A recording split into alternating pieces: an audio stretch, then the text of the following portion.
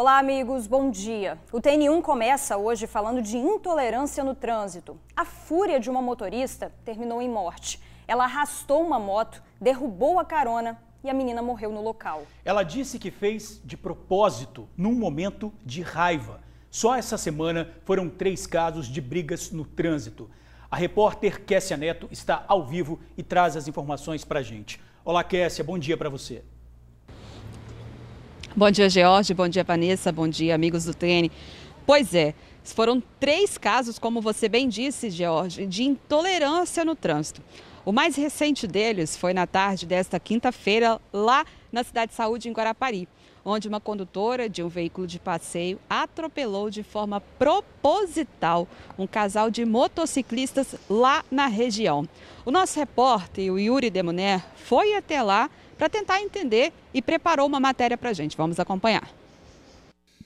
Pela imagem de uma câmera de vídeo monitoramento é possível ver a moto sendo arrastada pelo carro. Repare com atenção que ninguém está na moto e ela ficou presa na frente do Fox branco. O que a imagem não mostra é que na moto estava um casal e que a motorista do carro passou por cima deles. A condutora só parou depois de arrastar a moto por quase 1 quilômetro. Olha só pra você ver. De lá onde é que tá a ambulância, depois de lá até que veio arrastando a moto. Na moto estavam Franciane Bueck da Silva, de 33 anos, e o marido, Webster Luiz Santos Lopes. Uma ambulância do SAMU e outra do Corpo de Bombeiros foram acionadas para socorrer as vítimas. A mulher que estava na garupa não resistiu e morreu ainda no local. O rapaz foi socorrido para um hospital na Grande Vitória. De acordo com a polícia, a motorista perseguiu o casal de moto pelas ruas do centro de Guarapari. Tudo isso porque o motociclista teria esbarrado no retrovisor do carro dela. Eles teriam discutido e a mulher foi atrás até atropelar o casal. A motorista do carro foi detida pela polícia e levada à Delegacia Regional de Guarapari. Dezenas de motoboys amigos do casal fizeram um protesto em frente ao DPJ. Eles pediam justiça.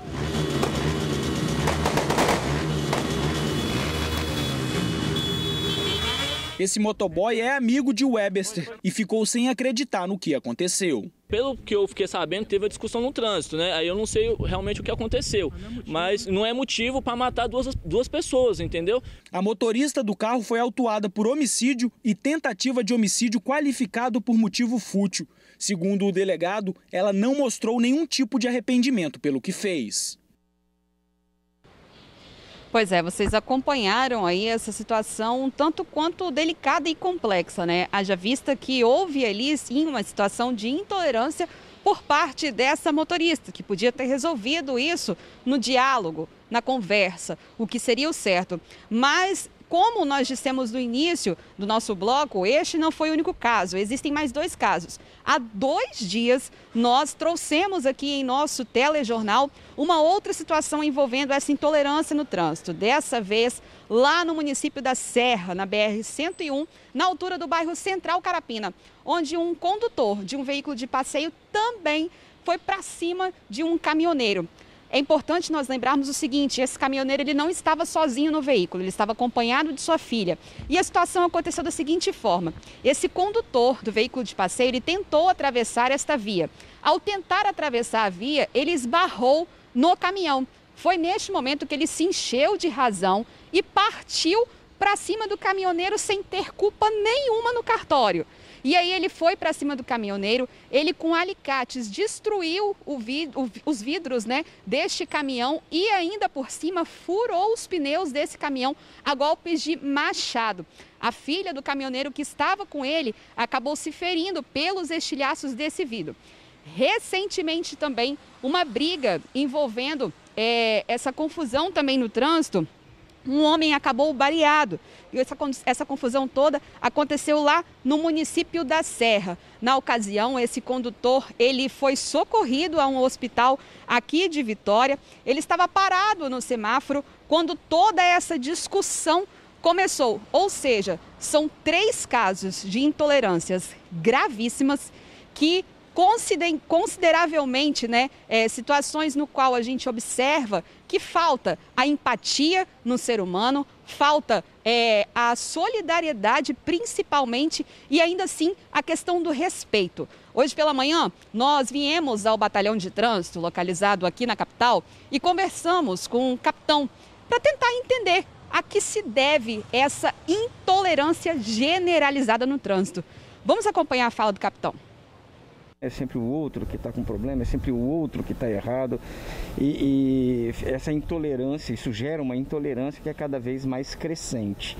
Então o que a gente consegue perceber nesse tipo de ocorrência é uma falta de empatia, de se colocar no lugar do outro indivíduo, de entender também que nós fazemos parte, embora indivíduos, fazemos parte de uma coletividade. No trânsito, você consegue perceber que as pessoas utilizam de seus veículos como uma ferramenta de autoafirmação. Isso reflete uma condição que não deveria ser adequada para uma sociedade que se diz civilizada.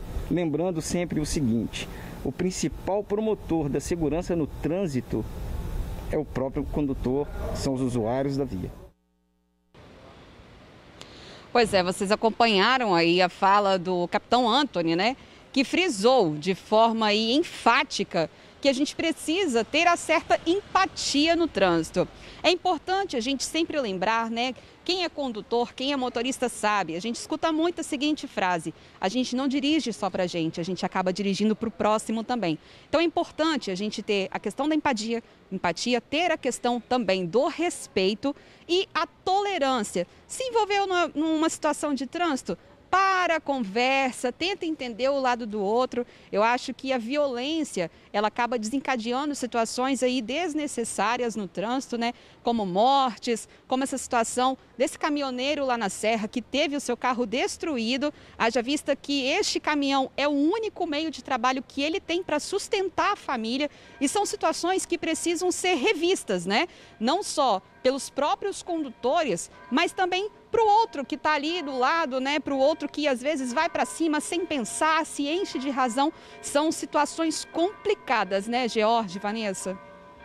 É isso mesmo, que essa violência não resolve nada, inclusive o carro, né, o caminhão, a moto, enfim, o veículo, ele pode se transformar facilmente em uma arma, então a gente precisa sim de respeito no trânsito, precisa ter cautela, precisa ter paciência, situações ali de acidentes podem acontecer, todo mundo, né, George, está sujeito a passar por uma situação como essa, encostar no carro da outra pessoa, numa moto, mas a violência, gente, não resolve nada.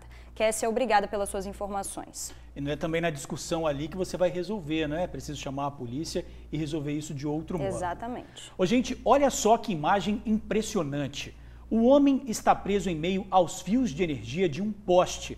As primeiras informações dão conta de que esse caso aconteceu no bairro Aeroporto, em Colatina, no noroeste do estado. Várias pessoas ficam ali embaixo conversando com ele e numa expectativa de tentar ajudar, né, segurá-lo aí caso ele caísse.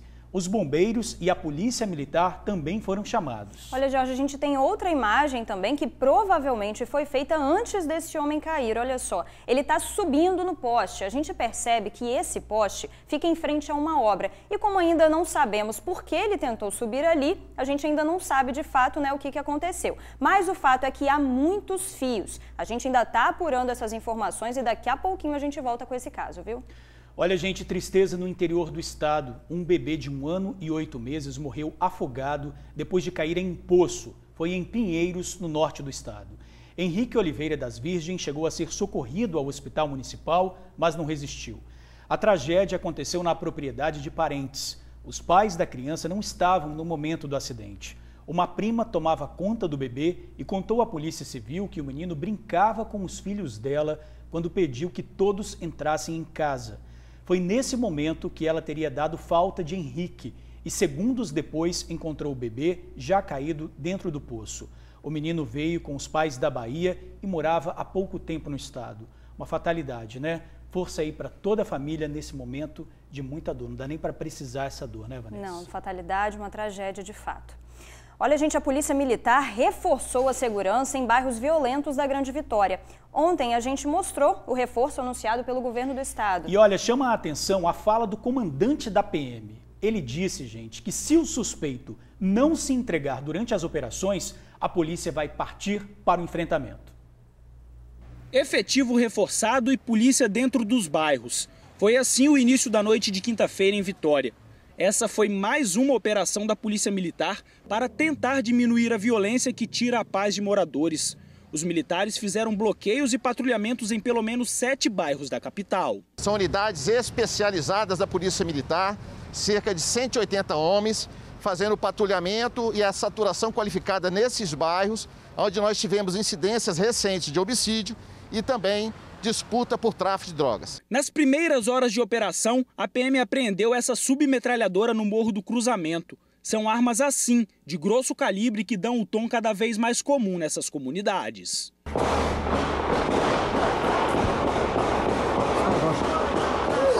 Os moradores pedem paz. Os traficantes disputam o comando do território para vender drogas. A polícia afirma que está dentro dos bairros. Mas e aí? Qual a solução? Eis a resposta do comandante da Polícia Militar. O recado direto do comandante-geral é que nós, se o indivíduo não se entregar, é partirmos para o enfrentamento. E essa tropa está aqui para poder enfrentar esses indivíduos. Enquanto os moradores vivem trancados e com medo, a promessa da PM continua sendo a forte repressão à criminalidade. O Estado tem uma estratégia muito clara, que é o policiamento reforçado, o policiamento ostensivo, com a saturação qualificada, com tropa especializada, com o uso intenso da inteligência. A Operação Sentinela tem números vultosos de cumprimento de mandado de prisão, de busca e apreensão de armas, traficantes, e homicidas. Continuaremos nessa mesma tocada e, obviamente, que faremos as devidas adequações de acordo com a necessidade. E, lógico, aonde existe indivíduo na via pública, armado, a Polícia Militar chegando, se não se entregar, nós vamos direto para o confronto. Olha, e hoje cedo o policiamento também foi reforçado no entorno da escola do bairro, para garantir aí a volta às aulas presenciais. Essa presença, gente, mais forte da polícia na comunidade, nesse momento, é muito importante. Mas é só tirando, de fato, de circulação os bandidos que promovem essa guerra toda, é que os moradores vão poder ter paz, George. Verdade. Olha, sobre as investigações a respeito disso, a gente vai falar agora com a repórter Suzy Faria, porque ela está com o delegado responsável para investigar esses criminosos. Olá, Suzy, boa tarde para você. Boa tarde, George, Vanessa e amigos do TN. É isso mesmo, do meu lado está o delegado Marcelo Cavalcante, que vai falar sobre vários assuntos hoje com a gente, começando aí pela prisão desse adolescente de 15 anos, que já é responsável com tão pouca idade por pelo menos 4 homicídios. Ele foi pego ontem e teria sido responsável também pelo último homicídio que teve no bairro de Itararé, lá na pracinha, no domingo, do Felipe. O delegado conversou ontem com ele e ficou assim um pouco assustado com a frieza de um adolescente, de uma pessoa tão jovem, que se mostrou extremamente calmo e tranquilo para falar das mortes que ele cometeu, inclusive de pessoas inocentes. Delegado, ontem foi uma conversa e tanta com esse adolescente, hein? Exato. Boa tarde, Georgia, boa tarde, Vanessa, e boa tarde a todos que nos assistem. Ontem foi uma conversa com esse adolescente de apenas 15 anos, o qual confessou a autoria de 4 atos infracionais análogos ao crime de homicídio. Fato que até nós que estamos acostumados a investigar esses crimes chama atenção e me deixa um pouco chateado pela frieza em que esse adolescente, de forma até natural, fala desses crimes. Delegado, ele teria entrado nesse mundo aí do tráfico por volta de 10 anos de idade? Exato, ele entrou bem novo no crime, pouca idade, e daí ele foi subindo nessa cadeia, nessa hierarquia do crime, e hoje ele virou, ele era o principal responsável por cometer esses ataques no bairro Itararé. Ele confessou aqui na unidade os 3 últimos homicídios ocorridos no bairro Itararé, inclusive o último, que foi o dia 22 de agosto desse mês, dia do aniversário dele, o dia em que ele completou 15 anos de idade. Ele não pensou, ele chegou a dizer por que atingiu uma pessoa que não teria nada a ver com o tráfico ali na praça, porque a informação que nós temos é que os 2 últimos homicídios que aconteceram ali, as pessoas não eram envolvidas. A justificativa é a mesma. Eles alegam que tudo é devido a esse cenário de guerra, de tráfico que existe aqui na capital atualmente, e que ele pensa, ele achava que estaria eliminando rivais, pessoas que são consideradas por eles inimigos, e essa é a forma que eles têm de conquistar território, é ir lá e ceifar a vida de pessoas que, para eles, têm envolvimento no crime. E essa morte, então, desencadeou todos esses outros crimes, essas revanches, os tiroteios que aconteceram no bairro de Andorinhas, não é isso? Exato, exato. O bairro de Andorinhas, aquela população já vem sofrendo, né?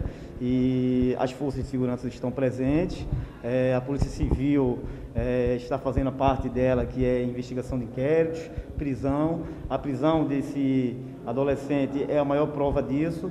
E nós só temos a dizer à população que todos esses indivíduos estão qualificados, alguns deles, a maioria inclusive, já com mandado de prisão, e nós não vamos sossegar enquanto não colocar esses criminosos atrás das grades.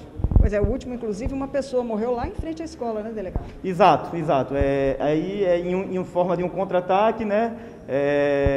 Teve esse fato que ocorreu ali em frente à escola. É sabido que ali próximo à escola, nas proximidades, existe uma boca de fumo que atua os indivíduos ali de Andorinhas, e eles, os inimigos, de forma a também atacar, eles chegam lá e atiram em quem vê também.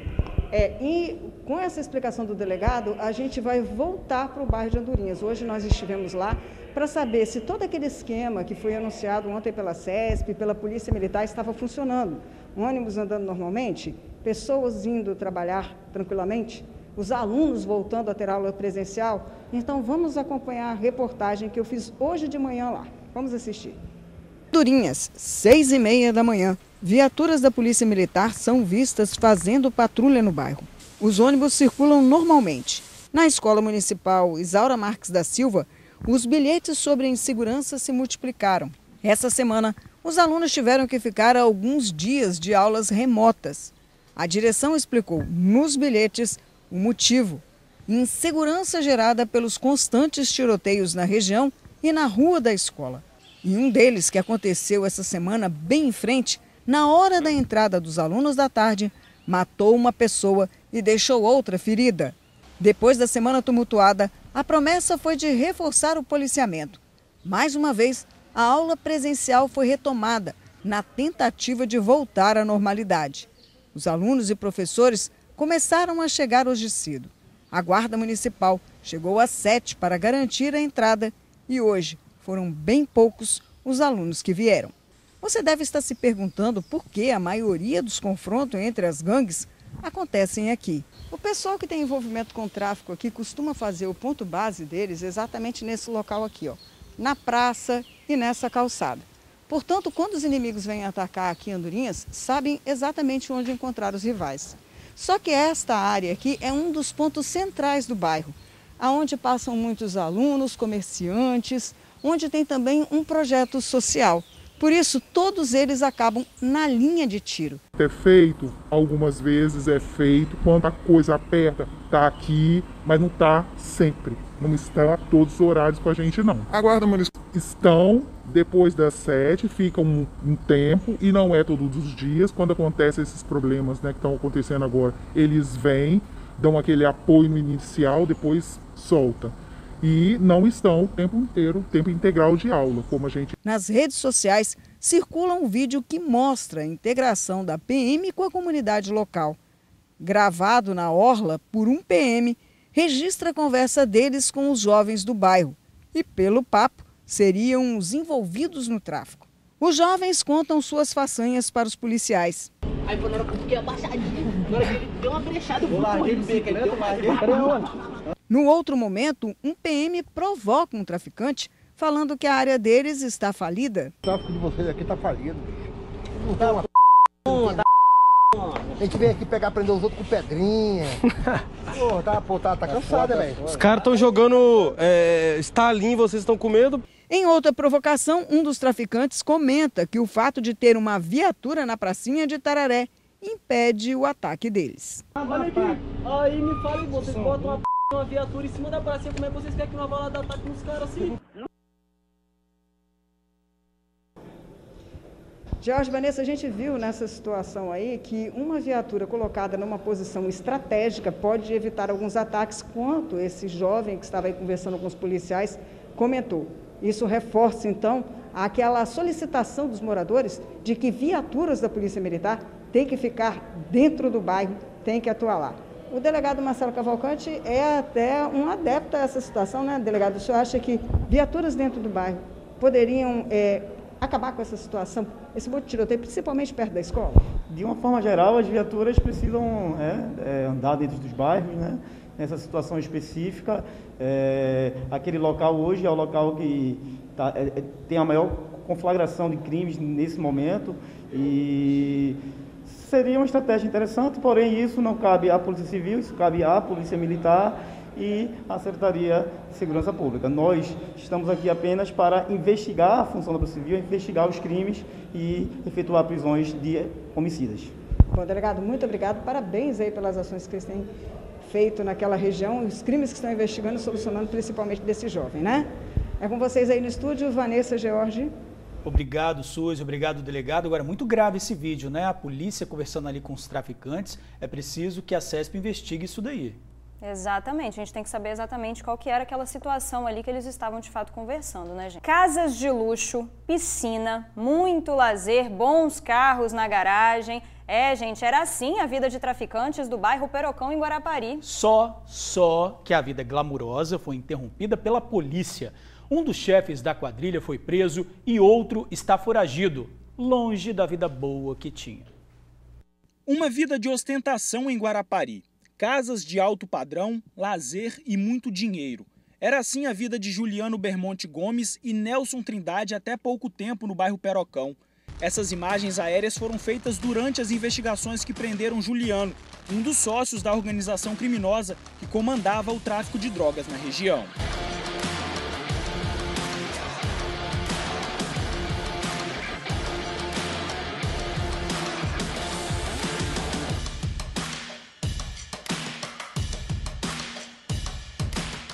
Constatamos tratar-se de um negócio de família ao perceber que a mãe dele atualmente se encontra presa por tráfico, o pai dele já foi preso, condenado e no momento encontra-se em liberdade.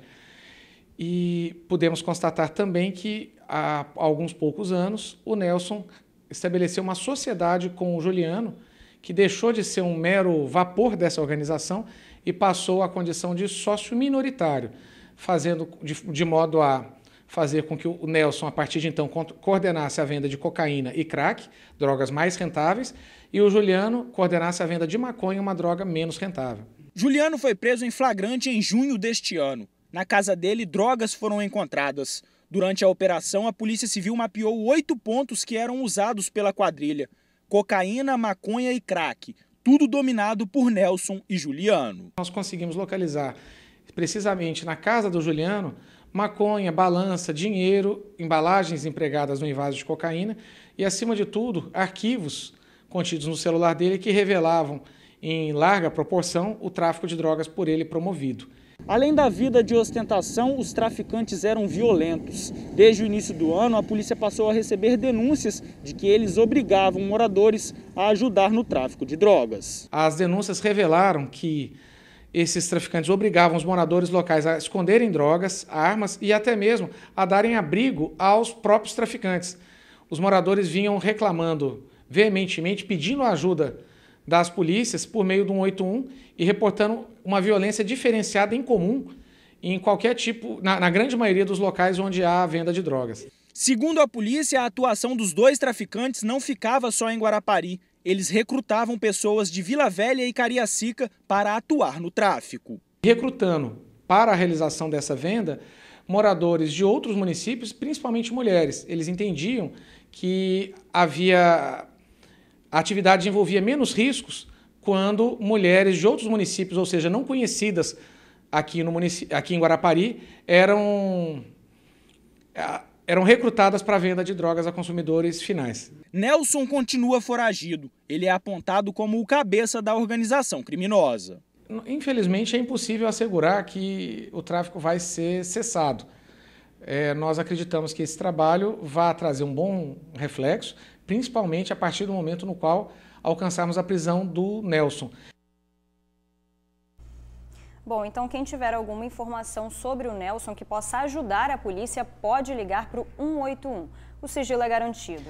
A gente fala agora do 5º dia de julgamento do caso Milena Gotardi. Hoje começaram a ser ouvidos os acusados de tramar a morte da médica. Os últimos a serem ouvidos devem ser Hilário, ex-marido de Milena, e o pai dele, Esperidião Frasson, os dois apontados como mandantes do assassinato. Era por volta de 8h30 da manhã quando 6 acusados chegaram ao fórum. O 5º dia do julgamento começou com os depoimentos das 2 testemunhas de defesa que estavam faltando. Entre elas, o desembargador Arnaldo Santos Souza, que falou por meio de videoconferência. Essa foi a primeira vez que uma testemunha presta depoimento dessa forma em júri popular no Fórum do Centro de Vitória. Um dia cercado também por grandes expectativas. Vamos iniciar os interrogatórios. Não sabemos se os réus vão responder as perguntas, se vão ficar em silêncio.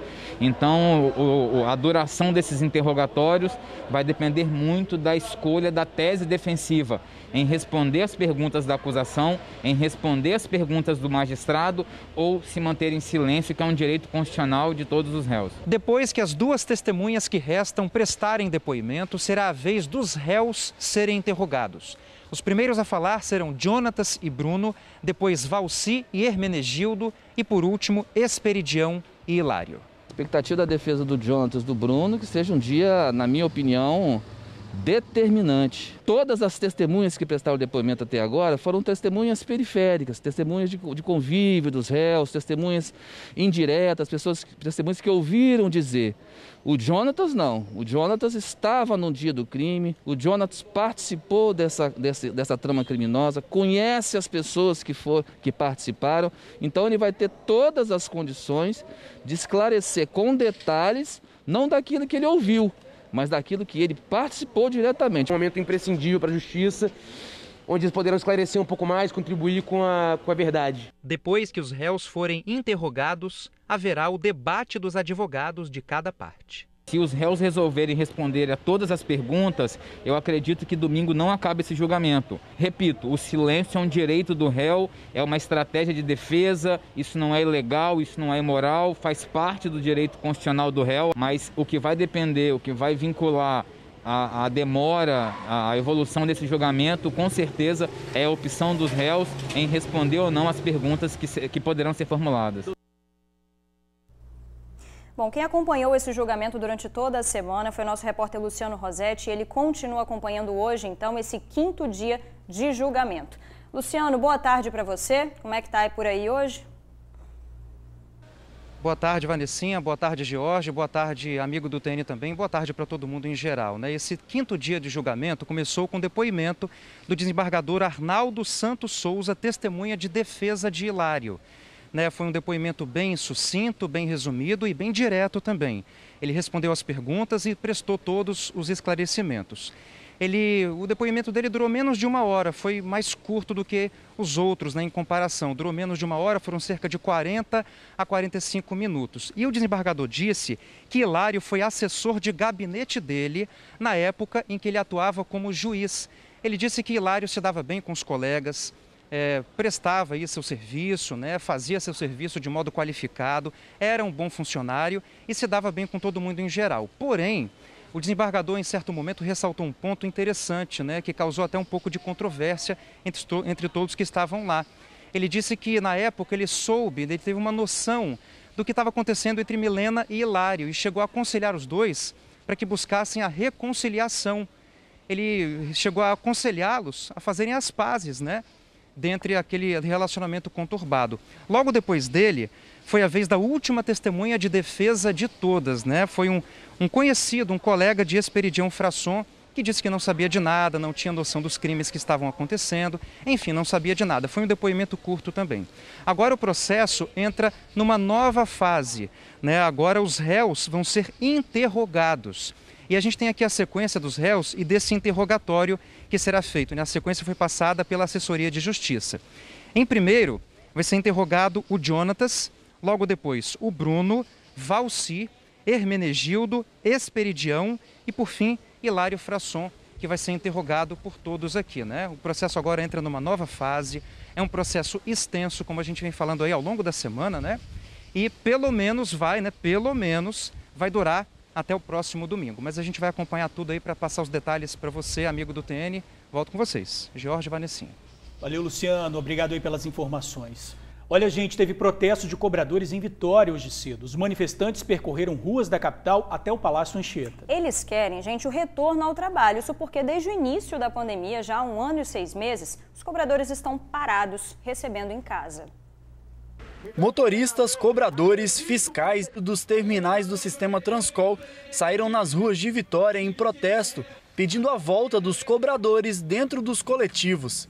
Eles foram afastados do trabalho pelo governo do estado em maio de 2020, devido à pandemia da Covid-19. O objetivo era retirar a circulação de dinheiro e reduzir o risco de contágio da doença. Mas mesmo com o avanço da vacinação e o retorno de muitos trabalhadores, a categoria ainda está parada. O sindicato está reivindicando hoje o retorno de trabalho desses trabalhadores, né, que é os cobradores. Porque eles têm 1 ano e 6 meses já parado, recebendo em casa, né, a gente entendemos quando foi afastado, que estava na época da pandemia, né, no auge da pandemia, mas hoje está todo mundo retornando aos seus trabalhos, o comércio está abrindo, né? Então, assim, a gente agora realmente vê que é a necessidade desses trabalhadores estar voltando para os seus postos de trabalho. Os manifestantes saíram da pracinha de Jucutuquara e estão a caminho do Palácio Anchieta, no centro de Vitória. Apesar das promessas nas redes sociais de que os ônibus iriam parar hoje pela manhã, eles estão todos na rua e tudo está fluindo normalmente. Hoje os ônibus vão estar rodando normal. Nós vamos só em marcha lenta até o Palácio, nós vamos estar parado por algumas horinhas lá, né? E depois vai seguir viagem. Esse motorista trabalha no sistema Transcol há mais de 30 anos e pontua a importância dos cobradores dentro dos coletivos. Ele auxilia muito o motorista na hora do cadeirante entrar dentro do ônibus. Ele auxilia o passageiro também com informações, com atendimento, entendeu? E auxilia também o motorista na hora de dirigir, muda de faixa, entendeu? Muitas vezes tem os pontos cegos, o cobrador ajuda muita gente. Durante o protesto, 2 faixas da Avenida Vitória foram interditadas e os veículos seguiam apenas em uma via, causando trânsito na região. Olha, a Secretaria de Mobilidade e Infraestrutura e a CETURB informaram que a suspensão da atividade do cobrador foi uma das 40 medidas adotadas pelo protocolo de enfrentamento à Covid-19. Com o início da vacinação da categoria em junho, a Secretaria está finalizando o plano de retorno dos cobradores, que terá um novo formato. Mulher é morta a facadas pelo marido em São Gabriel da Palha, noroeste do estado. Paula Almeida Quiabai, de 43 anos, foi assassinada logo depois de uma briga com o marido. Durante a discussão, ele usou uma faca para ameaçar a vítima. Ela teria pegado essa faca e desferido golpes no companheiro. De acordo com o relato do suspeito, ele retomou a faca e golpeou a mulher até a morte. Ele se apresentou na delegacia e confessou o crime. O suspeito foi autuado por feminicídio e encaminhado ao presídio. Procurado, o homem é suspeito de um homicídio que aconteceu no bairro Redenção, em Vitória, esse mês. Imagens do apartamento da vítima registraram o momento em que o criminoso chega e sai do local. Quem traz as informações para a gente é a repórter Suzy Faria. Olá, Suzy, voltamos com você. Jorge, Vanessa e amigos do TN, quem está com a gente de novo é o delegado Marcelo Cavalcante, que vai fazer um apelo para as pessoas com relação a esse crime que aconteceu no início de agosto. O Fábio Carvalho Oliveira, de 40 anos de idade, teria sido assassinado na sexta-feira, mas o corpo dele só foi encontrado no final de semana, no domingo aí para segunda-feira. E o delegado vai contar para a gente sobre as imagens que foram captadas pelo sistema de monitoramento da própria casa da vítima. Delegado, boa tarde, né? Agora, que bom que o senhor está de volta aqui com a gente, mas relate como foi que esse crime aconteceu e que as câmeras da casa da vítima podem ajudar a solucionar. Exato, boa tarde a todos. Nós podemos observar pelas imagens que a vítima, que o autor, ele chega com uma bicicleta, ele sobe em direção à residência da vítima, cumprimenta a vítima, o que nos leva a crer que ele é conhecido da vítima, e eles entram para dentro da residência da vítima. 1 hora depois ele sai da casa, tranca as portas, tanto a primeira porta quanto a grade, e por fim ele joga a chave da vítima no chão. Posteriormente, pessoas identificaram mau cheiro e foram ao local e encontraram a chave no mesmo local. Tudo nos leva a crer que esse indivíduo, o qual nós não temos a qualificação e nesse momento a gente pede a ajuda da população a fim de identificar através do 81, o qual é resguardado o anonimato, para que nós possamos identificar essa pessoa, o qual é considerado apenas suspeito investigado desse crime. Hoje nós não temos a identidade dessa pessoa.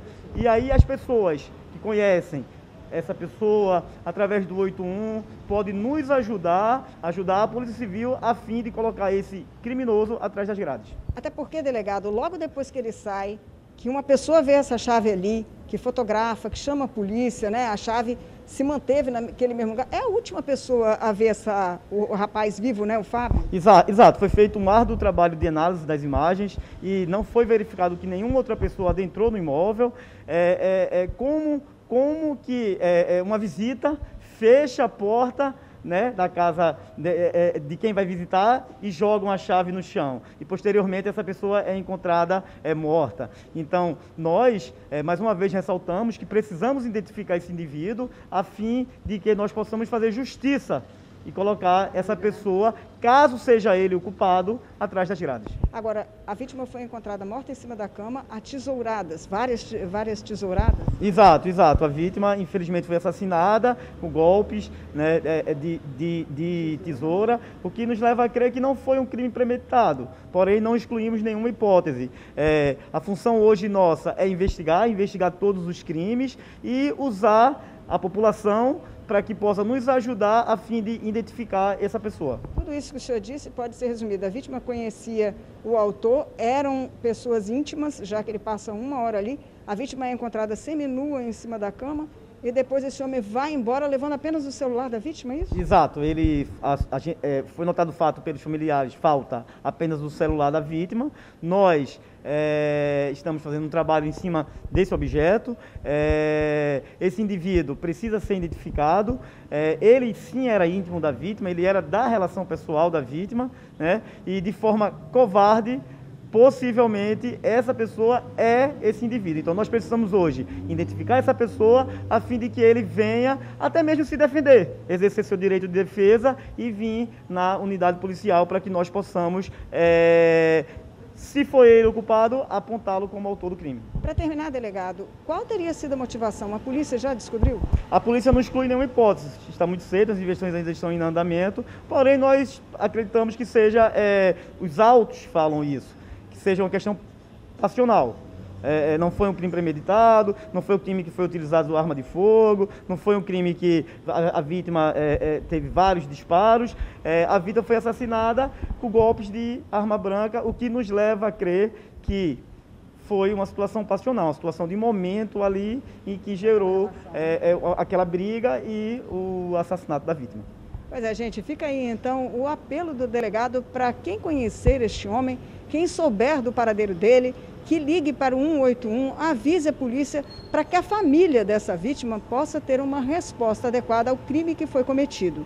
O Fábio Carvalho Oliveira era homossexual, não escondia isso de ninguém e como vocês puderam ver aí nas imagens, esse homem chega, passa 1 hora dentro da casa dele, logo que eles chegam, se cumprimentam, vê que é uma coisa cordial, não há nenhum momento de violência aí, há uma situação bem cordial. E logo depois ele sai, tranquilamente procura as chaves até conseguir descobrir qual a chave que fecha a primeira porta, qual a chave que abre e fecha a segunda, joga tranquilamente a chave ali e vai embora. Então, se você conhecer, se você souber quem é, avise, ligue aí no 181 e ajude a polícia a resolver mais esse caso, dando uma satisfação para a família. Delegado, muito obrigada mais uma vez, parabéns aí pelo trabalho. É com vocês aí no estúdio, Vanessa, George. Valeu, Suzy, pelas suas informações, agradeço também. Marcelo Cavalcante, titular da Delegacia de Vitória, né, que está aí com a gente, já trouxe vários esclarecimentos, agora então fazendo um apelo para que possa identificar esse criminoso. Olha, e a seguir, novas informações sobre a briga de trânsito que terminou em morte. A motorista arrastou uma moto e provocou a morte da carona. Vamos falar da alta dos alimentos que está deixando os preços um desespero no nosso bolso, hein? Tem informação sobre agendamento de vacina contra a Covid, não deixe de ver. E na dica do chefe tem cone de sorvete com recheio de chocolate. Minha dieta foi pro espaço depois dessa, hein, Vanessa? A minha também, hein? É um minutinho apenas, amigos. Aguarde.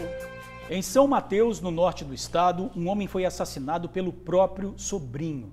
De acordo com a Polícia Militar, o crime aconteceu no bairro Sernambi. O sobrinho sofre de transtornos mentais e atacou o tio com várias facadas. A vítima morreu na hora. O sobrinho foi detido e encaminhado para a delegacia do município. Olha, gente, voltamos a falar agora sobre a briga de trânsito em Guarapari, que matou uma garçonete e feriu o companheiro dela. Ele continua internado e a motorista que causou essa tragédia já está no presídio. Ela é uma artesã que mora no bairro de Meiaípe. Reveja essa reportagem que mostra claramente a intolerância no trânsito. Pela imagem de uma câmera de vídeo monitoramento é possível ver a moto sendo arrastada pelo carro. Repare com atenção que ninguém está na moto e ela ficou presa na frente do Fox branco. O que a imagem não mostra é que na moto estava um casal e que a motorista do carro passou por cima deles. A condutora só parou depois de arrastar a moto por quase 1 quilômetro. Aí só pra você ver, de lá onde é que tá a ambulância, depois de lá até que veio arrastando a moto. Na moto estavam Franciane Bueck da Silva, de 33 anos, e o marido, Webster Luiz Santos Lopes. Uma ambulância do SAMU e outra do Corpo de Bombeiros foram acionadas para socorrer as vítimas. A mulher que estava na garupa não resistiu e morreu ainda no local. O rapaz foi socorrido para um hospital na Grande Vitória. De acordo com a polícia, a motorista perseguiu o casal de moto pelas ruas do centro de Guarapari. Tudo isso porque o motociclista teria esbarrado no retrovisor do carro dela. Eles teriam discutido e a mulher foi atrás até atropelar o casal. A motorista do carro foi detida pela polícia e levada à Delegacia Regional de Guarapari. Dezenas de motoboys amigos do casal fizeram um protesto em frente ao DPJ. Eles pediam justiça.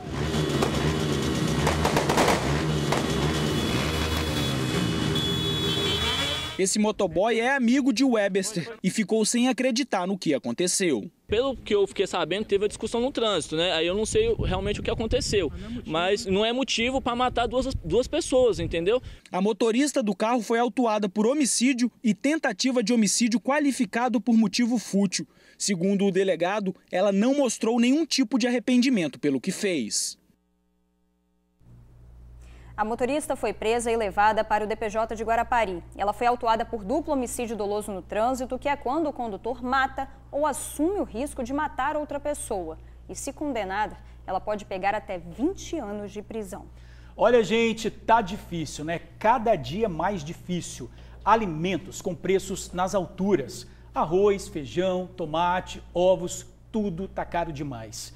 Tem ainda os sucessivos reajustes na conta de luz, na botija de gás. Isso, né, Vanessa? Sem falar na alta do preço dos combustíveis, né? Exatamente. Está difícil comer, está difícil circular pela cidade. E se está difícil para quem está empregado levar comida para casa, você imagina, gente, a situação para os mais de 260 mil que estão à procura de trabalho aqui no estado. Vamos às compras? Nada demais não, gente. Só o básico. Mas está tudo caro, né? O que será que dá para comprar com R$100, hein? Me conta aí. Olha, muito pouca coisa. Biscoito, frutas, máximo. Só o arroz é R$19,95 quilos. Dependendo da quantidade de pessoas, não dá para 30 dias. Tá muito caro. Tomate, gente, não é possível o preço que tá. Um dos vilões pro povo é a carne. Por aqui o contrafilé tá saindo a R$ 45,98 o quilo. O A100 a R$ 31,99. Até a dobradinha subiu. Dobradinha, gente, bucho, tá R$ 30, R$ 29,90 o quilo. Realmente tá muito caro. O que você faz? Frango, linguicinha e assim vai. Assim, tento colocar a carne pelo menos no cardápio uma vez na semana. O resto é frango, linguiça, um caldo que tá aí fazendo direto nesse tempinho e vão indo. Além da carne no preço que tá, o vilão mesmo é o tomate. O vermelhinho, segundo o IBGE, variou em mais de 100% ao longo dos últimos 12 meses. Em seguida vem a cenoura, o óleo, o arroz, o básico, né? Tá vendo esse carrinho aqui? Itens básicos para nossa despensa. Eu botei nele coisas básicas, como eu falei, ó. Tem 5 quilos de açúcar, de arroz, tem café, tem também feijão, farinha de trigo, o óleo de cozinha, tomate, pimentão e cenoura. Vamos supor aqui que a gente bote 1 quilo de cada. Se eu adicionar mais 1 quilo do peito de frango, mais barato que tem aqui nesse supermercado, e também meio quilo de acém bovino, esse carrinho aqui, ó, ultrapassa os R$100. Mas por que está tudo tão caro, hein? O auditor fiscal da Secretaria da Fazenda explica pra gente. São 3 pontos chaves. Como a gente tem um mercado melhor para o produtor rural para exportar, em razão do câmbio, ele prefere exportar e isso reflete no aumento do preço no mercado interno. Também há o incremento na energia elétrica e o aumento no preço dos combustíveis. Tudo isso reflete no preço dessas mercadorias lá para o consumidor final. Combustível caro para transportar o pimentão? Acréscimo no valor final. Aumenta a energia para a gente e para o dono do supermercado também? Tem que inflar no preço do óleo.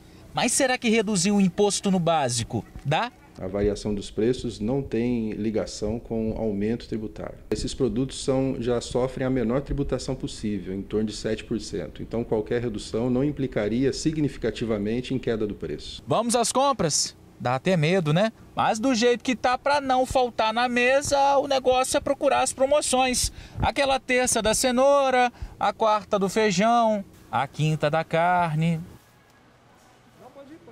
Às vezes nem com promoção, né? Estamos lascados mesmo. Olha, acidente com morte na S010 na Serra. Foi agora há pouco, perto do antigo Iahu, na rodovia de acesso a Manguinhos. O piloto da moto vermelha foi atingido, caiu e morreu no local. A perícia foi chamada para atender a ocorrência.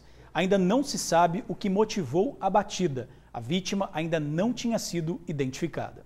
Agora a gente fala da pandemia da Covid-19. Os casos de coronavírus continuam avançando. De ontem para hoje, gente, 15 pessoas não resistiram às complicações da doença e morreram.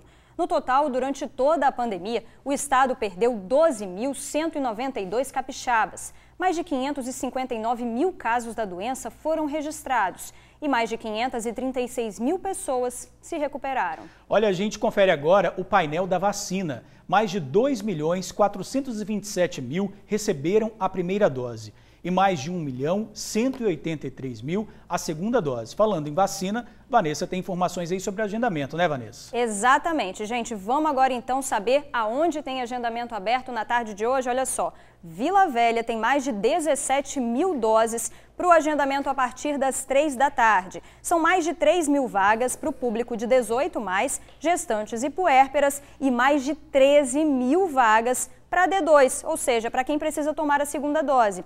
Isso para quem tomou até o dia 25 de junho a dose da AstraZeneca ou a dose da Pfizer. A Serra também tem agendamento aberto, gente, isso porque eles abriram ontem, né, no site da Prefeitura, mas ainda há vagas remanescentes. São 1.500 oportunidades para tomar a D2 da Coronavac e 250 vagas para o público de 25+ para tomar a primeira dose. Guarapari abriu 2.500 vagas hoje para D2 da AstraZeneca. Gente, para quem tomou há 70 dias ou mais, o agendamento de Guarapari abre às 4h30 da tarde. E Cariacica, já antecipando um pouquinho essa informação, abre na segunda-feira, então se prepara. São mais de 5 mil doses que serão abertas na segunda-feira para o agendamento a partir das 2 horas da tarde. São mais de 4 mil para a segunda dose de todas as vacinas e 1.000 para D1 do público 18 anos ou mais. Bom, gente, por falar em vacinação, tem mutirão que vai rolar, não é isso, George? Pois é, Vanessa. Amanhã tem mutirão de vacina com o objetivo de completar o esquema vacinal de quem espera a segunda dose. Isso porque o estado tem mais de 160 mil pessoas que tomaram a primeira e não voltaram para receber a D2. Jackson está em dia com a vacinação contra a Covid-19. Hoje tomou a sua segunda dose. Daqui uns dias estará ainda mais protegido. Alívio sem perder os cuidados. Não é isso? Porque senão a gente não resolve o problema geral. Rosângela também tomou a segunda dose hoje e fala aliviada. Graças a Deus. Era para a partir do dia 4, mas foi antecipado. Eu agradeci muito a Deus. E hoje eu consegui, daqui 15 dias, está tudo certo. Apesar dos dois estarem com a vacinação super em dia, essa não é a realidade de muitos capixabas. De acordo com o secretário de Estado da Saúde, Nésio Fernandes, através de uma rede social, mais de 160 mil capixabas que já tomaram a primeira dose e que já cumpriram o prazo estabelecido pelo governo ainda não tomaram a segunda dose. O mutirão que acontece entre hoje e amanhã vai vacinar com a segunda dose da Pfizer e já pretende diminuir bastante esse número. Para os outros fabricantes, o governo já tem em vista abrir novas vagas já nos próximos dias. Por isso, o Espírito Santo recebeu mais de 360 mil D2 disponíveis e distribuídas aos municípios do estado para mutirões. O intuito é completar o esquema nas pessoas que estão atrasadas e aptas à vacinação. No estado, mais de 99 mil pessoas estão em atraso com a segunda dose da AstraZeneca. Da Coronavac, são quase 46.300 pessoas e mais de 16 mil pessoas atrasadas com a segunda dose da Pfizer. É extremamente importante que as pessoas compreendam que para que eu tenha a plena imunidade, eu preciso estar tomando a segunda dose da vacina, seja ela de qual fabricante for. Aqui em Vitória nós temos aí cerca de 10 a 12 mil pessoas em atraso. Mesmo com atraso, a pessoa pode vir agendar essa sua segunda dose, não há problema nenhum, o importante é o esquema completo. Fica aí o alerta, né, gente? É muito importante para a saúde de todo mundo completar o esquema vacinal. Então vai lá em um dos sites de vacina disponibilizados pelos municípios e agende aí a sua segunda dose. O Dia C da Central tá de volta. Só hoje você encontra produtos de qualidade com preços lá embaixo. Presta atenção, macarrão instantâneo Vilone 63 gramas, só 69 centavos. Feijão carioca ou preto da Lila tipo 1 quilo, 5,69. Galinha congelada saudáveis pacote, 4,99 o quilo. Hambúrguer bovino Frisa, caixa com 1,5 kg, 24,90. Cebola, 1,69 o quilo. E achou que tinha acabado? Tem mais oferta. É só escanear o QR Code que está aqui na tela e conferir lá no site da Central. Não esquece que é por tempo limitado, hein? Só nesta sexta, 27 de agosto. Corra para a Central mais próxima e aproveite. Ô Vanessa, agora o momento mais doce do TN, mais doce da nossa sexta-feira. A gente vai falar hoje de uma receita que envolve um ingrediente que eu gosto. Agora eu quero saber se você também gosta desse ingrediente. Olha, Jorge, esse ingrediente acaba com a minha dieta porque eu sou uma formiguinha, viu? Você tá curioso para saber que ingrediente é esse, gente? É um ingrediente que todo mundo gosta. É o brigadeiro. Eu mesma amo, sempre faço lá em casa, mas tem um crocantezinho nessa receita. Tá aí no meio disso, não tem aquela casquinha de sorvete? Pois é, esse aí é o diferencial. Ela é toda recheada de chocolate. Meu Deus, George. Vamos aprender?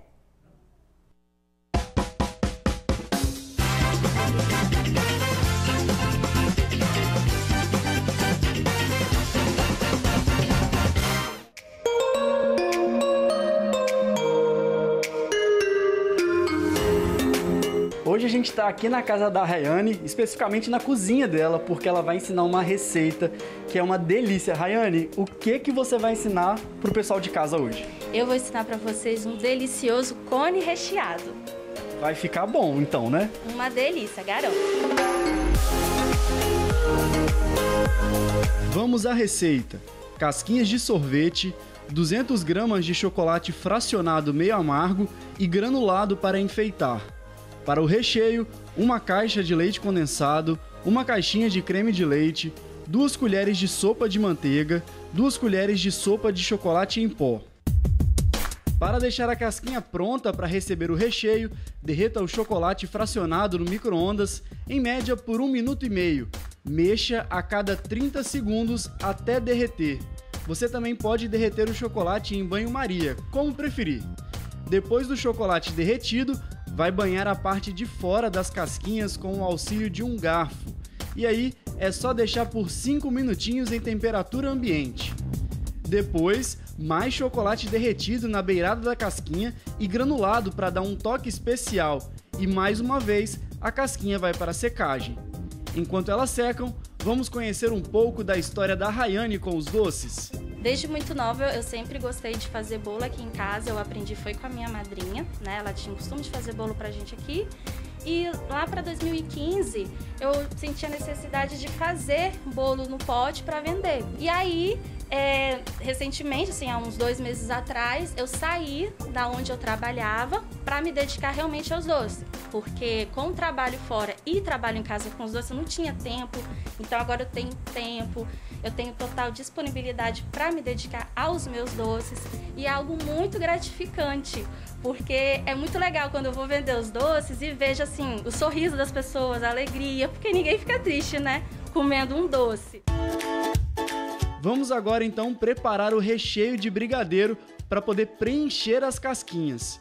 Em uma panela, misture o creme de leite, o leite condensado, a manteiga e o chocolate em pó. Para ficar no ponto certo, misture até ficar consistente e o brigadeiro desgrudar do fundo da panela. Agora que a casquinha já secou e o brigadeiro está pronto, chegou a hora de montar essa delícia recheada. Para auxiliar na montagem, deixe o cone em pé em um copo. Para preencher com o brigadeiro, você pode usar um saco de confeiteiro ou uma colher mesmo. Depois, é só tampar o topo do cone com o chocolate derretido. A decoração vai da criatividade de cada um. Pode usar granulado colorido, coco ralado ou castanha. Se você quiser embalar os doces, assim como a Rayane faz, basta usar um saquinho de plástico e uma fitinha para fazer um laço. Fica lindo assim.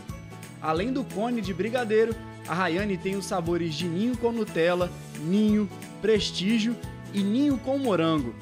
Nas redes sociais, ela está sempre ativa para divulgar e vender o seu trabalho, uma verdadeira tentação de sabores. Estou muito feliz e é algo que eu realmente fiz, que é uma escolha certa. Você trabalhar com algo que você gosta e ter um feedback muito positivo.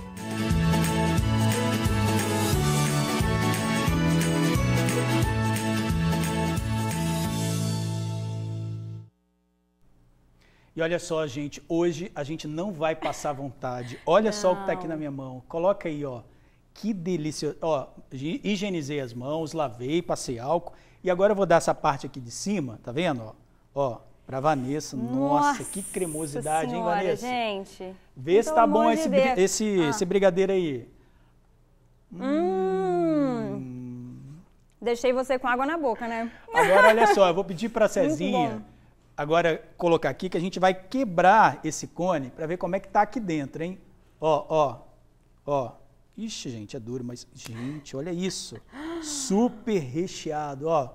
Delicioso. Será que eu como um pedacinho, Vanessa? Eu acho que sim, vale a pena sair da dieta, George. Olha. Ouvira em casa, né? Vale a pena, né? Depois dessa, só o quê? Vamos falar ali? Olha, gente, que delícia! Para você fazer um pedido, adoçar a sua vida. Hoje é sexta-feira, hoje pode. Final de semana tá chegando aí. Então é só entrar lá no Instagram, @doceriarai_. @doceriarai_. Gente, o George não tem mais condição nenhuma aqui, ó. Vou confessar, depois de 2 semanas sem comer doce, imagina agora. Ele não tem mais condição nenhuma. Segue aí. Olha só, gente, então daqui a pouquinho eu vou terminar de comer o meu brigadeiro. Deixa eu ir para um comercial, né, George? Vamos pra gente terminar de comer? É isso aí, gente. Mas a seguir, você vai conferir o calorão e a previsão que tem pro fim de semana, que é de chuva, tá? É já já. TN1 de volta, agora 12h55 e tem capixaba de coração fazendo bonito nas Paralimpíadas de Tóquio. Patrícia Ferreira, de 45 anos, ganhou a medalha no revezamento misto 4x50 livre. Ela e os colegas de piscina obtiveram o tempo de 2 minutos, 24 segundos e 82 milésimos. A medalha de prata ficou com a Itália e a de ouro com a China, que bateu o recorde mundial. Agora a gente fala então da previsão do tempo. Pode chover no fim de semana. Hoje o tempo continua quente com poucas nuvens e sem chance de chuva, segundo o Incapé. Mas amanhã a presença da umidade trazida pelos ventos costeiros provoca chuva na Grande Vitória, na região serrana e também por todo o norte capixaba. Não chove nas outras áreas do estado. E como é que ficam as temperaturas? A mínima fica 19 e a máxima 28 graus. Agradável, né? Será que dá pra pegar uma prainha esse final de semana? Tá Acho de folga? Que dá, hein? Acho que dá. Você também, Eu também tô de folga, gente. Hoje a dupla dinâmica tá de folga. Sextou pra todo mundo. E a gente vai ficando por aqui, então. Uma ótima tarde pra você. Muito obrigada pelo seu carinho de sempre. Um ótimo fim de semana. Valeu, gente. Obrigado pela audiência. Até segunda.